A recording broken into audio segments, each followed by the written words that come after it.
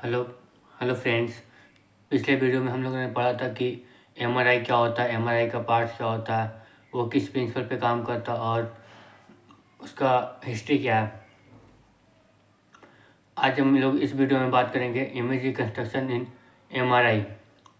तो एमआरआई में image reconstruction कैसे होता है, इमेज कैसे बनता है, एमआरआई में कैसे काम करता है, हम लोग आज इस वीडियो में पढ़ेंगे। तो there are mainly 5 steps to create image. MRI में इमेज रिकन्स्ट्रक्शन के लिए बेसिकली 5 स्टेप होते हैं, जिसमें से पहला है प्री स्कैन, दूसरा एक्साइटेशन एंड रेजोनेंस, तीसरा रिलैक्सेशन, चौथा इक्विजिशन एंड पांचवा है कंप्यूटर एंड डिस्प्ले।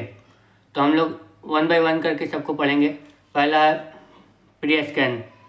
तो प्री स्कैन करने का मतलब कि स्कैनिंग करने से पहले हमारे बॉडी में क्या होता है, हमारे बॉडी में प्रोटॉन इलेक्ट्रॉन कैसे होते हैं, हाइड्रोजन कैसे लाइन होता है, इसके बारे में हम लोग बात करेंगे। तो pre scan, protons are positive charge and have rotatory movement called spin. तो हमारे बॉडी में बहुत सारे प्रोटॉन प्रेजेंट है, जैसे कि हाइड्रोजन प्रोटॉन के हम लोग बेसिकली एमआरआई में पढ़ते हैं। तो हाइड्रोजन प्रोटॉन जो होता है वो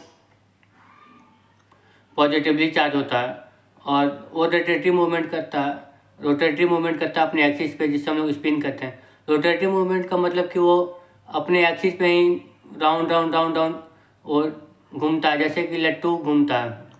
नॉर्मली ये hydrogen moves randomly in the body.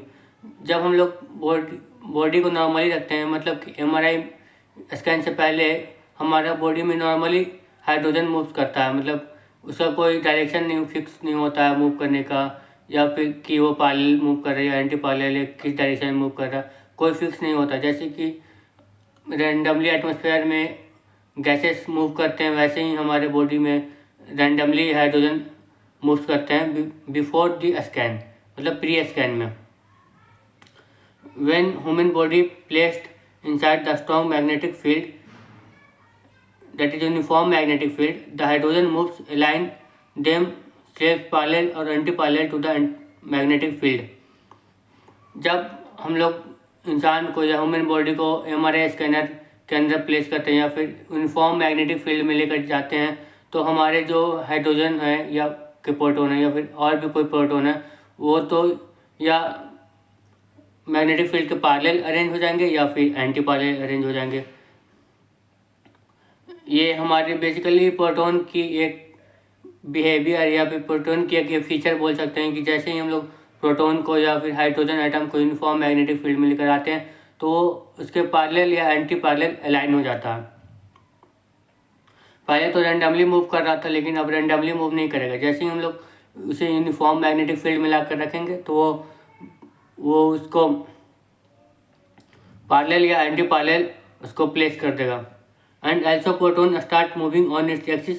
This phenomena is called precision। उसके जैसे ही पैरेलल हो जाएगा या एंटी पैरेलल हो जाएगा अलाइन प्रोटॉन, उसके बाद वो मैग्नेटिक फील्ड में आने के बाद अपने एक्सिस में मूव करना शुरू कर देगा, जिसे हम लोग प्रिसीजन कहते हैं। प्रिसीजन का मतलब कि ये मान लीजिए एक हाइड्रोजन एटम है, ये ऐसे मूव करेगा। ये तो अपने एक्सिस पे ऐसे राउंड राउंड कर रहा है, लेकिन ये ऐसे इस डायरेक्शन में भी मूव करेगा, ऐसे ऐसे, जिससे हम लोग प्रिसीजन करते हैं। और द नंबर ऑफ प्रिसीजन पर सेकंड कॉल्ड प्रिसीजन फ्रीक्वेंसी। मतलब कि एक सेकंड में कितना प्रिसीजन हो रहा है, कितना बार ऐसे घूम रहा है, उसे हम लोग प्रिसीजन फ्रीक्वेंसी कहते हैं। जैसे कि आप लोगों ने देखा होगा कि सोलर सिस्टम में अर्थ अपने एक्सिस पे भी घूमता है और सूरज के चारों तरफ भी घूमता है एक ऑर्बिट पर। उसी तरह से प्रोटॉन अपने एक्सिस पे भी घूमता है और वो ऑर्बिट में भी घूमता है, ऑर्बिट टाइप एक बनाता है जिससे उसमें वो घूमता है, जिसे हम लोग प्रिसीजन कहते हैं। The net frequency between precision frequency and external magnetic field is called Larmor frequency. तो एक्सटर्नल मैग्नेटिक फील्ड के बीच और नेट जो प्रिसीजन फ्रीक्वेंसी अभी इससे मिलेगा पर सेकेंड, प्रिसीजन पर सेकेंड हम लोग बोलते हैं ना प्रिसीजन फ्रीक्वेंसी, तो उसके बीच और एक्सटर्नल मैग्नेटिक फील्ड के बीच जो भी नेट फ्रिक्वेंसी आता है, अगर वो लोग उसको कैलकुलेट करें तो उसे हम लोग लार्मर फ्रिक्वेंसी कहते हैं। लार्मर फ्रिक्वेंसी का फॉर्मूला था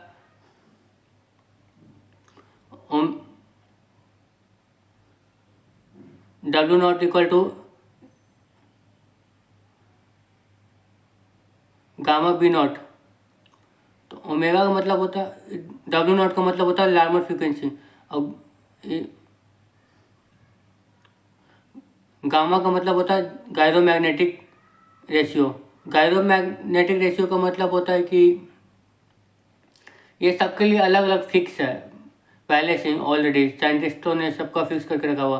तो ये जो होता है ये फिक्स है, ये होता है हाइड्रोजन के लिए बेसिकली। हम लोग बेसिकली बॉडी में एमआरआई में तो यही देखते हैं ना हाइड्रोजन का। तो हम लोगों ने यहाँ पे गायरोमैग्नेटिक रेशियो हाइड्रोजन के लिए 42.56, और B0 is external magnetic field, जो हम लोग बाहर से मैग्नेटिक फील्ड अप्लाई कर रहे हैं, तभी तो हमारी बॉडी के प्रोटॉन्स अलाइन हो रहे हैं पैरेलल एंटी पैरेलल। तो जो हम लोग बाहर से मैग्नेटिक फील्ड दे रहे हैं उसको हम लोग B0 कहेंगे, एक्सटर्नल मैग्नेटिक फील्ड। उसके बाद दूसरा स्टेप है excitation, transition of energy from low energy level to higher energy level, usually induced by an external source such as oscillating magnetic field called RF pulse। किसी भी close system में या फिर किसी भी एक बंद सिस्टम में अगर हम लोग एनर्जी देखते हैं तो ट्रांसफ़र होता है लो एनर्जी लेवल से हाई एनर्जी लेवल पे। उसी तरह से जब हमारे बॉडी में प्रोटॉन को मैग्नेटिक फील्ड में लाया जाता है तो उससे वो एक्साइटेड हो जाता है, और एक्साइटेड होकर के लो एनर्जी लेवल से हाई एनर्जी लेवल की ओर चला जाता है in the presence of external magnetic field called RF pulse, जिसे हम लोग RF पल्स कहते हैं। तो कोई पूछेगा कि हमारे बॉडी में प्रोटॉन एक्साइटेड स्टेट में क्यों चले जाते हैं, लो एनर्जी लेवल से हाई एनर्जी लेवल में क्यों चले जाते हैं, तो उसका आंसर होगा RF पल्स की वजह से। तो अब कोई बोलेगा कि हम लोगों को क्यों ज़रूरत पड़ी कि हम लोग लो एनर्जी लेवल से हाई एनर्जी लेवल पे प्रोटॉन को भेजें, तो उसका भी आंसर है आगे मिलेगा। Due to this the net magnetization vector trip away from Z axis. जैसे ही एक्साइटेड हो जाता है हमारा प्रोटॉन तो नेट मैग्नेटाइजेशन जो वेक्टर होता है वो जेड एक्सिस से वाई एक्सिस की तरफ चला जाता है, 90 डिग्री का वो एक ट्रिप लेता है। जैसे कि मान लीजिए कि ये वाई एक्सिस है, ये जेड एक्सिस है, तो पहले यहाँ पर था नेट मैग्नेटाइजेशन वेक्टर, तो यहाँ से ये यहाँ की ओर चला आएगा, यहाँ पे वाई एक्सिस पे 90 डिग्री का एंड फ्लिप करेगा ये। This is now excitation. इससे पता चल जाएगा जैसे ही ये फ्लिप करके यहाँ आ जाएगा तो जिससे पता चलेगा कि एक्साइटेशन हो गया, एक्साइटेड स्टेट में आ गया। Flip angle mostly 90 degree and 80 degree. Flip angle यही जो जेड एक्सिस से वाई एक्सिस पे आया, इस बीच में जितना एंगल बनता है उसे हम लोग 90 डिग्री या फिर 180 डिग्री जो भी बनता है उसे हम लोग फ्लिप एंगल बोलते हैं। उसके बाद हम लोग पढ़ेंगे relaxation, third step of the image reconstruction. It start when RF pulse is switch off. जब हम लोग RF पल्स देना बंद करते हैं MRI में तो तब जाकर रिलैक्सेशन होता है। During relaxation an atom will be produce a radio wave. तो हम लोगों ने पिछले स्टेप में देखा एक्साइटेशन में कि हमारा जो प्रोटॉन है वो लो एनर्जी लेवल से हाई एनर्जी लेवल में चला गया है, एक्साइटेड हो गया। तो जैसे ही हम लोग जब RF पल्स दिए थे तब फिर हम लोग RF पल्स बंद कर दिए देना तो वो अपने पोजीशन पे आना शुरू कर देगा, ओरिजिनल पोजीशन पे। यहाँ पे लिखा भी है it start when RF pulse is switched off during relaxation an atom will be produce radio wave. तो जब वो हाई कोई भी एटम, कोई भी एलिमेंट, कोई भी दुनिया की कोई भी चीज़ वो जब हाई एनर्जी लेवल पे होती है और फिर उसे लो एनर्जी लेवल पे लाना होता है तो उसकी एनर्जी को हम लोग को कम करना पड़ता है। जैसे कि कोई बहुत पैसा वाला है इंसान, उसके तो वो कैसे रौब दिखाता चलता है हर जगह, तो अगर उसके पावर को कम करना है तो उसके हम लोग सारे पैसे छीन लेंगे तो ऑटोमेटिक एक नॉर्मल इंसान बन जाएगा। उसी तरह से इस एटम के पास, इस प्रोटॉन के पास भी बहुत ज़्यादा एनर्जी चल जाता है RF पल्स की वजह से। तो जैसे हम लोग RF पल्स देना बंद करते हैं तो उसकी एनर्जी लो हो जाती है और वो अपने ओरिजिनल पोजीशन में आ जाती है। तो वो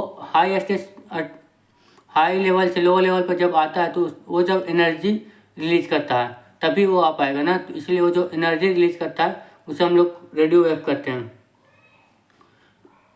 इस रेडियो वेव की हेल्प से ही हम लोग इमेज क्रिएट करते हैं। आगे पढ़ेंगे हम लोग इसके बारे में भी। Type of relaxation, there are 2 type of relaxation, T1 relaxation, T2 relaxation. तो T1 रिलैक्सेशन में क्या होता है, T2 रिलैक्सेशन में क्या होता है। तो T1 रिलैक्सेशन में जो हम लोग इमेज देखेंगे तो उसमें वाटर इमेज में डार्क अपेयर होगा, फैट ब्राइट अपेयर होगा, occurs along the Z axis. Occurs along the Z axis का कहने का मतलब है कि हम लोगों ने जब एक्साइटेड किया था तो वो जेड से वाई पे चला गया था, तो वो जब वापस आएगा तो वाई से जेड पे आ जाएगा। तो हम लोग वाई वापस जब वो एनर्जी लो होगा उसका लो लेवल पे आएगा तो वो वाई से जेड पे आ जाएगा, वही लिखा हुआ है। It is the gain in longitudinal magnetization. अब कोई बोलेगा लॉन्गिट्यूडनल क्या होगा, तो यही जेड जो है उसको हम लोग लॉन्गिट्यूडनल बोलते हैं कहीं कहीं, और वाई जो है उसको हम लोग ट्रांसवर्स बोलते हैं। और कुछ नहीं, बस वर्ड का डिफरेंस और कुछ भी नहीं है। और ये T1 relaxation is slow process. T2 relaxation, इसमें वाटर ब्राइट दिखेगा, फैट डार्क, ये फास्ट प्रोसेसिंग है। लॉस ऑफ ट्रांसवर्स मैग्नेटाइजेशन, इसमें लॉस ऑफ ट्रांसवर्स मैग्नेटाइजेशन होगा। Acquisition, during acquisition alignment of proton excitation and relaxation repeated continuously. Acquisition का मतलब क्या होता है, पहली बात तो यही नहीं पता होता बच्चों को एक्विजिशन वर्ड का मतलब क्या है। एक्विजिशन वर्ड का मतलब है collection of any data, collection of anything, that is called acquisition. तो इसमें हम लोग पढ़ेंगे डाटा कलेक्ट कैसे होगा। तो ड्यूरिंग MRI ऐसा नहीं होता कि एक बार प्रोटोन फ्लिप किया फिर उसके बाद बंद हो गया, अब नहीं करेगा, ऐसा नहीं होता। वहाँ पे प्रोसेस लगातार चलता रहता है। अलाइनमेंट ऑफ प्रोटोन, वो पैरेलल एंटी पैरेलल होगा कि नहीं होगा, वो एक्साइटेड होगा रिलैक्स स्टेट में जाएगा, फिर एक्साइटेड होगा फिर रिलैक्स स्टेट में होगा। ये सारे प्रोसेस हम MRI स्कैन जब करते हैं तब कंटिन्यूसली होते ही रहता है, जब तक कि हम लोग RFS देना बंद ना करें या फिर हम लोग को जब तक स्कैनिंग पूरा ना हो जाए। Time required for image acquisition is determined by repetition time. Time required for image acquisition is determined by repetition time. इसका मतलब है कि इमेज एक्विजिशन में जितना टाइम लगता है कि कितने देर में हम लोग को डाटा कलेक्ट हो जाएगा, टाइम जितना लगता है उस टाइम टेकन को हम लोग रिपीटेशन टाइम बोलते हैं। During this various gradient use का मतलब कि हम लोग जो पढ़े थे RF कॉइल ग्रेडियंट और फिर बहुत RF कॉइल पढ़े थे और सिम्स कॉइल पढ़े थे, सबका जो ग्रेडियंट होता है उसका यहाँ पे यूज होता है। Gradient produce a thin cross section of the body tissue, और वो सब ग्रेडियंट मिल करके thin cross section of the body tissue यहाँ पे दिखता है। To divide each slice into matrix और वैक्सेल, और ये ग्रेडियंट कॉइल जो है ना वो ईच स्लाइसेस को वैक्सेल और मैट्रिक्स में जो स्कैनर में लगा होता है उसको में फिल करता है। This result in the large amount of data collected, जिसकी वजह से उस मैट्रिक्स और वैक्सेल में बहुत सारे डाटा कलेक्ट हो जाते हैं। This receive signal and send to the computer, और यहाँ से सिग्नल कंप्यूटर के तक सेंड कर दिया था। Display and computer, after acquisition large amount of data stored in the computer memory. Acquisition के बाद बहुत सारे डाटा कंप्यूटर मेमोरी में स्टोर हो जाते हैं, और वो फिर कंप्यूटर मेमोरी अपने एल्गोरिदम को यूज़ करके उसका इमेज क्रिएट करता है। तो कोई पूछेगा कि MRI में कौन सा एल्गोरिदम से हम लोग इमेज कंस्ट्रक्ट करते हैं, तो फूरियर ट्रांसफॉर्मेशन ये इंपॉर्टेंट है, याद रखिएगा। कंप्यूटर डिस्प्ले इमेज, और उसके बाद जब इमेज का कंस्ट्रक्शन हो जाएगा तो हम लोग के डिस्प्ले पे इमेज शो करेगा। एंड थैंक यू, आज के लिए इतना ही, धन्यवाद।